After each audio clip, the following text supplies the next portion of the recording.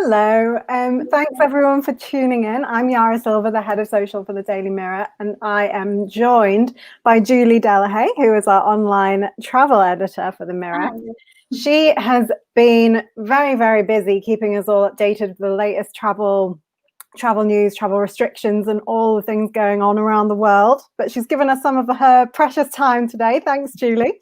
So yesterday, for example, it was announced that Croatia, Australia, and Trinidad and Tobago were all being added to the essential travel list. Can you tell us a little bit more about what that actually means? Yeah, I'm just going to point out it's Austria, not Australia, just in case. Sorry, did I say Australia? No, right, yeah. So when the FCO changes to all but essential travel, it essentially means that, like what it says on the tin, like holidays are cancelled, like it's not considered essential travel. So in the case of the pandemic, obviously a lot of people have had holidays cancelled because where there's been rising numbers of coronavirus cases, the government's acted quite swiftly and said it's not banning, but it is banning all but essential travel.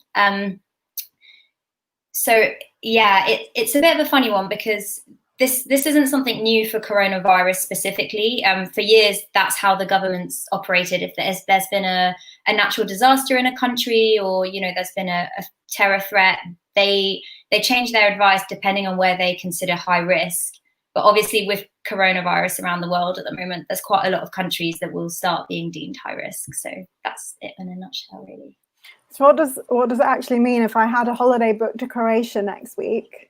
So if you have a holiday booked and the FCO changes its advice to be all but essential travel, unfortunately, your holiday is likely to get cancelled. So there's two things you sort of need to know. The first is that essential travel, we can talk about that in a bit, but essential travel is very loosely defined, but a holiday is not considered essential travel.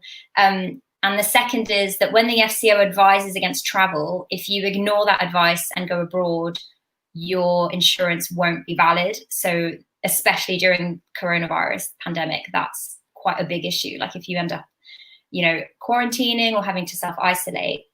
So if you've got a holiday booked, unfortunately, it's unlikely to go ahead. Now, what I am going to caveat is that a lot of travel firms are cancelling holidays that are imminent, like within the next couple of weeks, because the advice has been likely to change quite quickly. So if you've got a holiday booked in 6 months, you might, I'll keep my fingers crossed for you, but you might actually be fine. The best thing you can do is, if you are traveling, I'd say in the next month or so, get in touch with your travel firm, your tour operator, or your airline. They'll be able to advise whether your holiday is going ahead.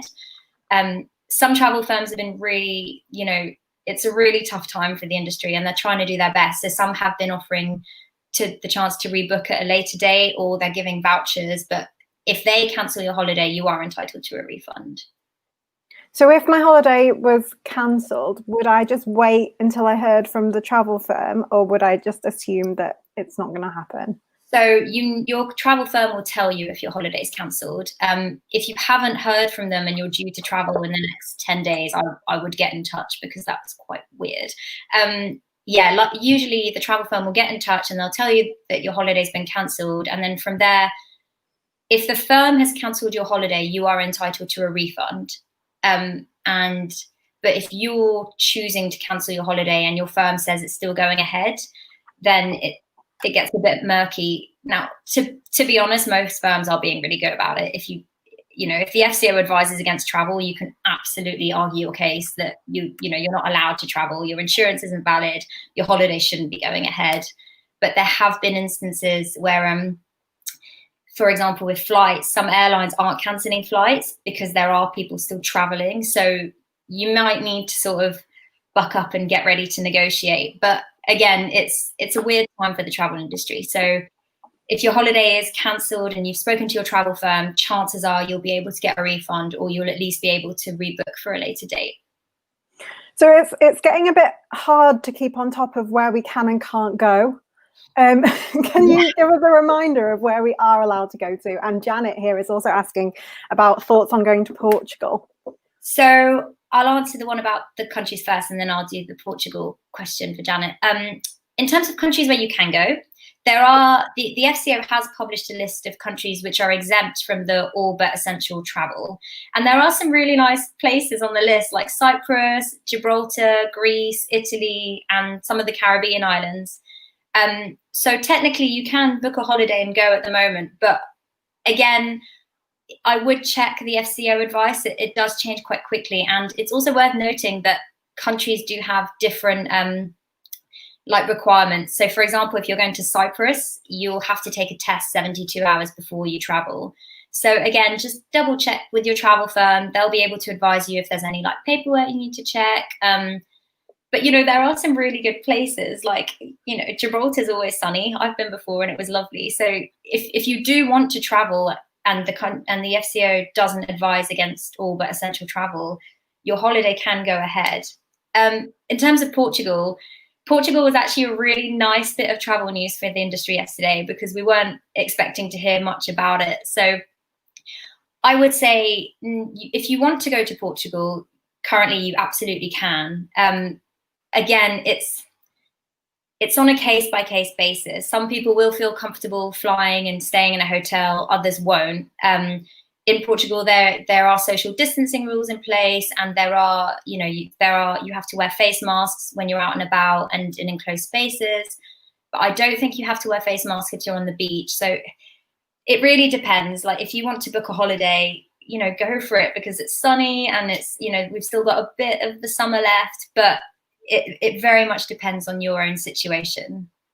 And how much notice does the FCO actually have to give us if they're going to change the rules?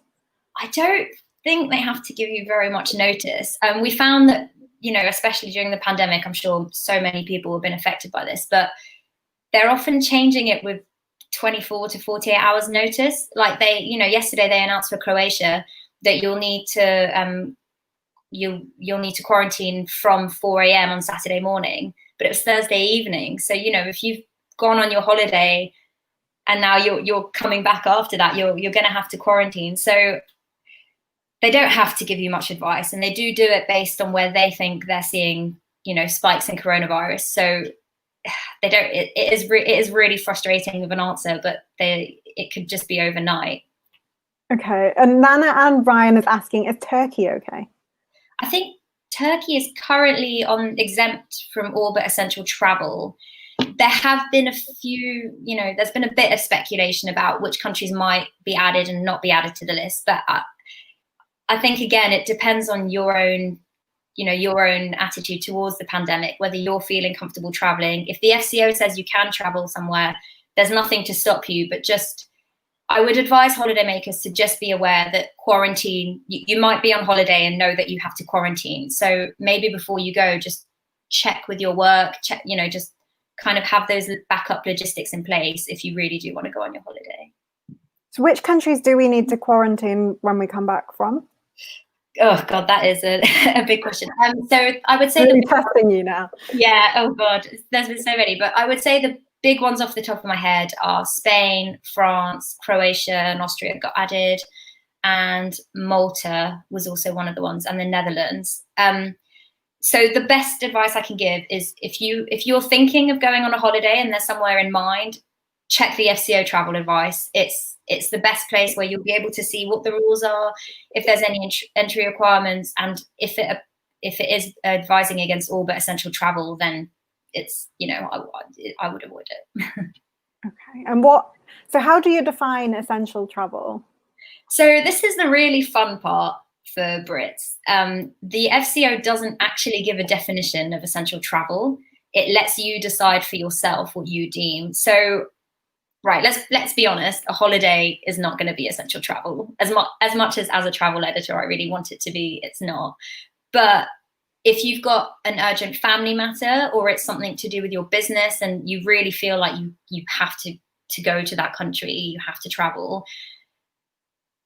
I mean, it's up to you to define it. I would caveat that if the FCO advises against travel, your travel insurance is not valid. So if you do have to travel, I would get in touch with your provider, find out if there is anything they would cover you for, if the reason that you're traveling might, in your policy, check your policy, there might be exemptions that mean you could be covered for certain parts, but just be really aware that when you travel against FCO advice, you're not covered in I would say like 99% of cases.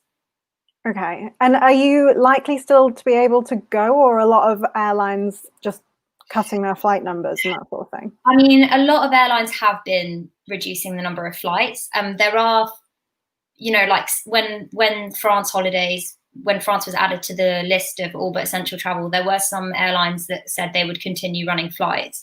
So it's not that, you physically cannot travel there. They're like, if you absolutely had to get there, there'll be plenty of options. But again, there's nothing to stop them, cancelling your trip. And it's really hard to say. You can probably physically get there, but just be aware that you're taking a bit of a risk. Well, quite a lot of a risk. Sarah's got a good question here. How will I know if I need to complete paperwork beforehand, and does that only apply in certain countries? So if you've booked a package holiday, get in touch with your firm. They'll be on top of any paperwork that they need to get from you. They'll advise you if you need to take any tests, if there are any health screenings that you might be expected to do when you arrive or before you travel. Again, the FCO advice, it's all on the FCO website. You just search FCO travel advice with the country that you're planning to visit. And then they regularly update with all the requirements that you'll need to have before you travel and anything that you might face when you're there. So for example, I think I mentioned Cyprus before, but Cyprus at the moment, you need to take a test at least 72 hours before you travel. And then that test obviously needs to be negative and all of that. But just double check. If you've not booked with a package holiday, the FCO travel advice is your best bet. But you can also get in touch with your airline. They'll be able, again, they're really on it. They'll be able to tell you if there's any paperwork they know that you'll need to do, if there's anything that you need to be prepared for on the arrival side. And also with your accommodations, if you've booked flights and hotels separately, you can get in touch with your hotel, like they're living in, they're locals living in the country. They'll be able to tell you of any requirements that you might need to face. So every country is different. So basically just do your research beforehand. Do your research. I mean, holiday planning is, it's a lot of, anyone who's planned a holiday will know it's a lot of admin, and it is supposed to be really fun. And at the moment it might seem overwhelming, but if you're going to travel during the pandemic, like you need to do your research anyway. The FCO advice is a really good source just for the kind of basics. But if you booked a package holiday, your travel firm will be on it. Like most travel firms are really, the travel industry, they're really pulling together to try and make it as stress-free as possible for anyone who is going on holiday. But yeah, I would say get in touch with your tour operator, and make sure you also get in touch with your travel insurance provider, because if you had a policy before the pandemic broke, there's stuff you might be covered for that a policy after the pandemic broke might not cover. So just make sure you really know when you go, like what you're covered for. So obviously, because it's harder now to travel, lots of people are staycationing. I think Haven is extending its holiday season now up until the end of November because the demand has been so massive. Yeah. Have you got any hot tips on staycations and things to do in the UK? Oh, I think we might have lost Julie. We've lost our travel expert, everybody. I'm very sorry about that. Hopefully she'll come back soon. So you can keep asking questions in the hope that she returns. She's back. Are you back? She's not back.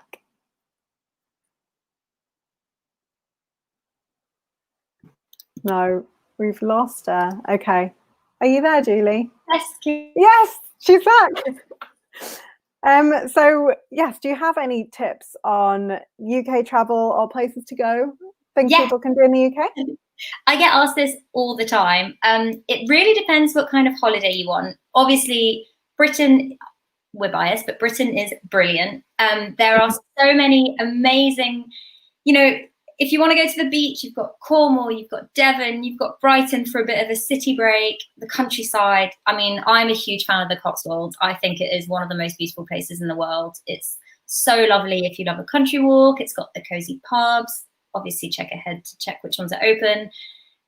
But, you know, we've also done some really fun stuff on Mirror Travel where we've spotted, you know, like places that look identical to landmarks. So, for example, the Taj Mahal in India, the Brighton Royal Pavilion looks incredibly similar. Like it's really quite eerie, and stuff like that is really fun. Like now's the time to kind of seek out those places that you can go and see. And I just think there's so much. It's so overwhelming. But I would say if you've got like a holiday favorite, like if you're someone that's staycationed before anyway, get in touch with the local tourism boards. They live in the area. The people are so passionate, and they will have some brilliant recommendations, especially if you've never been before. I've got in touch before, and honestly, you get a list of like 50 different ideas of things to do in the area, loads that you might not even think. So yeah, I'd say get in touch with the tourism board, but it's just wonderful. Just honestly, there's so many different breaks. I don't know where to start. I went to Cornwall a few weeks ago, which was lovely. And I think actually one of the good things about people not traveling as much is that people are staycationing and exploring the UK a bit more, which is always worthwhile doing, because like you're saying, there's so many amazing places to see on your doorstep. Honestly, the travel industry is taking quite a beating, obviously, this year. So it's quite nice to see like all these local travel firms, like, you know, UK holidaymakers, like supporting UK business. That's a really nice little touch. And so many of these people, you know, there's so many cozy B&Bs that are just family run, and it's a nice thing to see people kind of planning holidays and still getting to support the UK industry at the same time. It is. Okay. Well, thank you so much for your time. I know you're incredibly busy, so I won't keep you much longer, but thanks everybody for your questions, and thanks for answering them, Julie.